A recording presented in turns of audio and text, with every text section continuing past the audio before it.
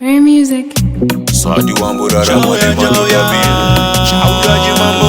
Maya mando yimba, mali ngundi wana, nileleje yimba, unyongwe bando mira, mberibe mai, ndiwa no nibuga, ndiwa no nibuga, kunyanya paya banduru wa zangu, zima rhyme, one over one, just a crime, mazita wobo wachitumita, 4 in 1, awadi kundi wana ndichimba. Wari kurwatirwa awadi kundi wana ndichimba. Unyamwenga sa imba zvine basa rei, lero ndikaimba zvine basa rei, life yangu haikupepei.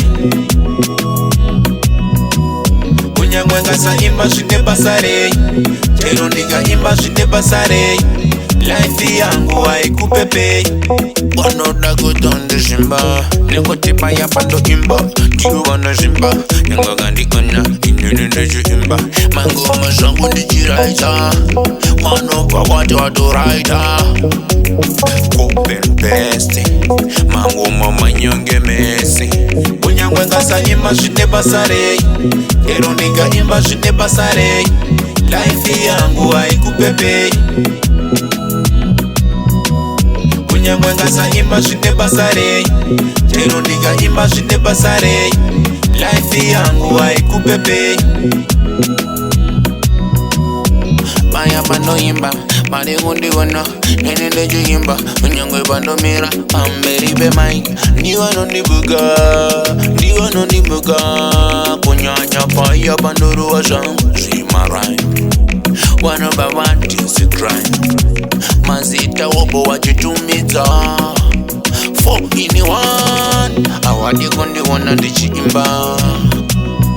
Wari kurwatirwa awadi kundiwona ndichiimba.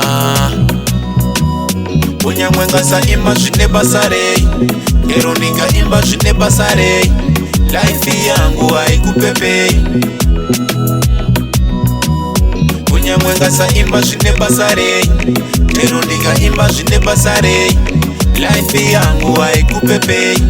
Wanoda kutondezvimba nekutipa yapando imba ndiwo vanozvimba yangaga ndikona inini ndichiimba mangoma zvangu ndichiraita wanobva kwati watoraita Copy and paste, mangoma manyonge mesi. unyangwe ngasaimba zvine basa rei, lero ndikaimba zvine basa rei, life yangu haikupepei.